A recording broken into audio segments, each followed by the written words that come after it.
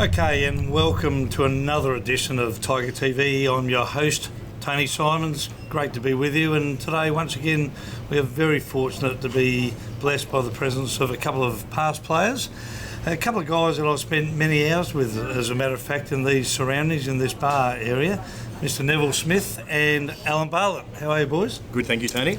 Welcome, Tony. Great to see you both. Now, gentlemen, where do we start? Quite a bit of stuff to cover here, Smithy. You started down here as a junior in probably under 12s in the mid to late 70s.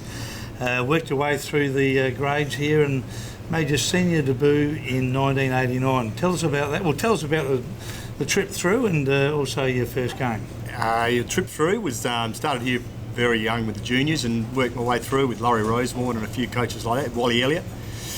Jeff Bletham was my first B grade coach, and then finally lucky enough to get a game under Cornsey.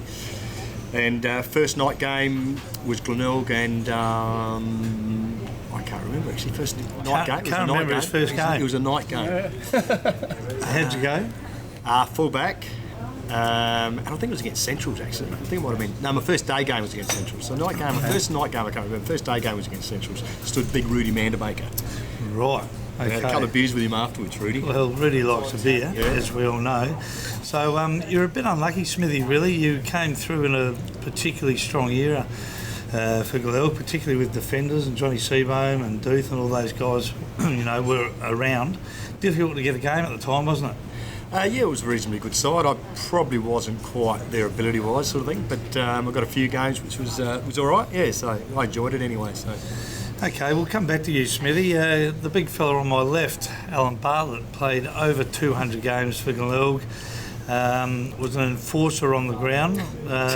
Played, I think, 11 games for the Crows when they started in the AFL in the early 90s, and also played a state game. Now, Barty, some of your favourite members, well, probably, how did you get there in the first place? I know you come through the squads as well. Tell us about it.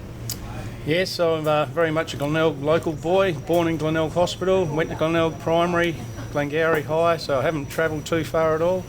Pretty much started, I think, in under 10s down here and worked my way through the squads, and a bit like Neville, I suppose. Early days, I had blokes like Jim LaHoo, Mike Lunnis coach me through some of the ones that I can remember back those days, and moved through the grades, and probably a little bit unique, I suppose. I never actually played for another club apart from the Glenelg or the Crows. So, haven't moved too far. One club man. Some of your great memories of playing for Glenelg, Barty, before we get to the AFL. I played a lot of footy with you, and you played centre-half back, centre-half forward, in the ruck. We really used you as a utility, depending on who we were playing, and we matched you up against guys. Tell us about some of your memories of playing senior footy for Glenelg. Oh, there's obviously lots of memories, especially the first league game. I still remember pretty clearly. We played Port at Footy Park, and lucky enough to get a win. Not that I did a lot that day, but it was great to have a win against Port in your first game. As far as positions, I don't know if it's a good thing or a bad thing that you never made one position your home, but certainly enjoyed playing anywhere and stood many good players and had many great times with a lot of players throughout the club during the years. So I think I was very fortunate in that way. Now, I know your kids will probably be watching this at some stage, but did you get reported many times? Not from memory. No. That memory must be shot then. I would have thought you got reported a couple of times. Yeah, it was a bit unfortunate, but a lot of them somehow seemed to be around my birthday for some reason. So every year I had my birthday off for some reason. Right, yeah, well, it's okay. Or the week after. If you have a week off, it might as well be the week of your birthday, I guess. And of course, included in the inaugural Crow squad of, I think, 52, and played 11 games for the Crows. I should know this, did you play the first game for the Crows, or did you get in for the second? No, I missed the first one, unfortunately. Don't tell me it was a suspension. No, not that time. The last trial game we had, we played Essendon at Footy Park, and I got hit early and got split and went off to have that done and never came back on. And I think Tommy Warhurst took my spot and he played the first game, and his only game, I think. So yeah, really? Yeah, well, it's all timing, isn't it? It is. You must have some great memories, though. You were in the Adelaide squad, I think, for a couple of years? Yeah, I was there for sort of a year and a half, I think. It was a great opportunity, the one that you sort of didn't expect at that stage. And is there a game that comes to mind, apart from your first? A couple of good ones I had was one at Essendon over at Windy Hill. I think their home ground is there, and one against St Kilda. Had a good and bad thing of standing Wayne Carey. I think he cowed me up pretty much at the end of one of the games and won the game for him. But that's life. We all move on, and we realise how good a player he was. So, as we all know, Cornsy's very forgiving, and I'm sure he would have moved straight on from that. Not. Now, you guys been obviously very close to each other for a long time. Do you remember playing any football together over the years, and reserves or senior football? Any stories come to mind there at all? I just want to ask some of those serious questions before I get to the footy trips. On the field. On the field. I remember my first game Barty played, night game, and Chiggy, because we played footy and then got together and drove to down to Lenny's afterwards for a few beers afterwards. Lenny's, and I remember that. I am familiar with that. Oh, yeah, so we had a couple of quiet ones down there, but I remember we all went in the same car down there, sort of thing. So on the field, I don't know whether I remember too many on the field. Not that I had many on the field with them. Can you? Yeah. Not a lot, no. Some people remember a lot of their games. I can't remember too many. So whether it's a good thing or a bad thing, but Okay. A lot of off-field memories. yes, had a lot of good times there. Plenty of off-field memories. I mean, my memories of you, Smithy, were that, as I said, we had a really strong squad for 5 years or 6 years through that period, and it was particularly difficult to get in. And you played a lot of great reserves footy, I know, and I played some reserves footy with you, and it was just, you needed a bit of luck at the time, didn't you? Just sometimes it helps a little bit of luck, and that you just got to have an injury for one of the seniors at the right time, and I got reported, and when I was in the side, got reported and missed a few games, so someone else took my place and I had trouble getting back in and that sort of stuff. So yeah, a bit of luck, but also you can control that yourself a bit too, maybe in hindsight. Yeah.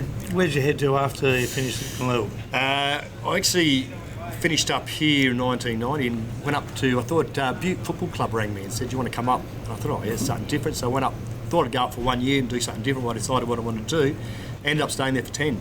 10 years? Yeah, won a couple Really? of flags up there, coached for a couple of years, and it was a great lifestyle country up there. It's pretty relaxed, and It's a nice I actually town. enjoyed it. Yeah, it's a small town, and Only the one pub? only the one pub, and that was it, sort of thing. So we spent a bit of time in there afterwards as well. Of course you would. What about yourself, Barty? After senior footy, did you play country or local footy? No, unfortunately I didn't. Copped a few injuries along the way, and when I finished up here at Glenelg, I had a knee done, and after having a year out, there was enough, and I couldn't get back to anything.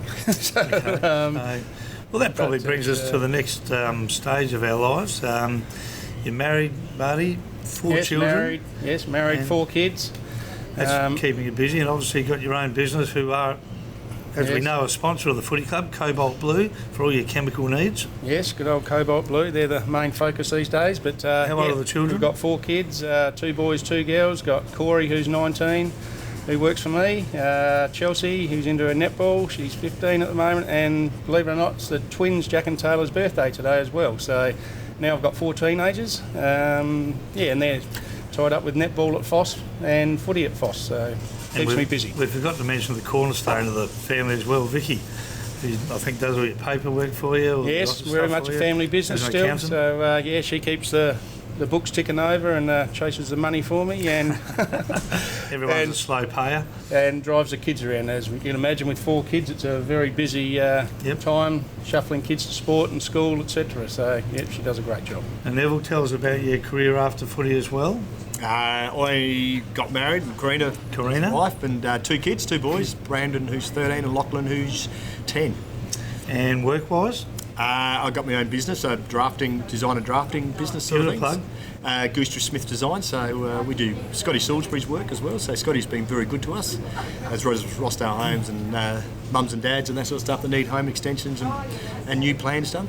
So there we go. Yeah. So a couple of smart cookies here, right here. But talking about smart, if you could have your chance again to have a crack at playing league football right now, what would you do differently, Neville? I wouldn't catch up with Chiggy or Barty after the game, for a start. I would keep away from them.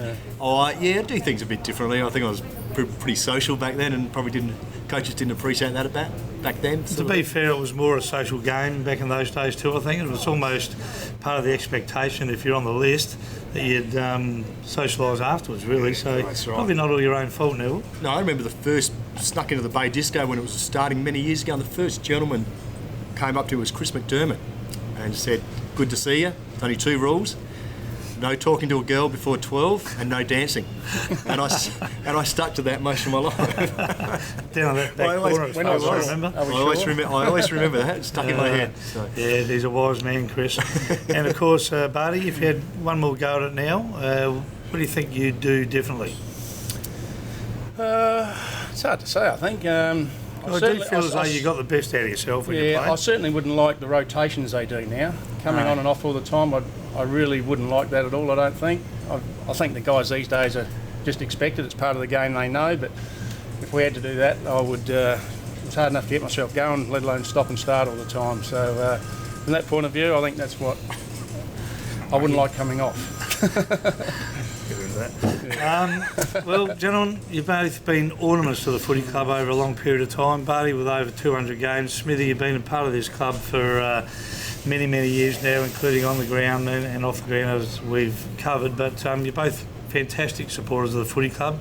You're still around all the time, I know, watching games now, and we thank you both for your time. We'll see you again. Great. Yeah, Thank you. thanks, Tony. Thanks. Good work. Could you hear that phone? Mine's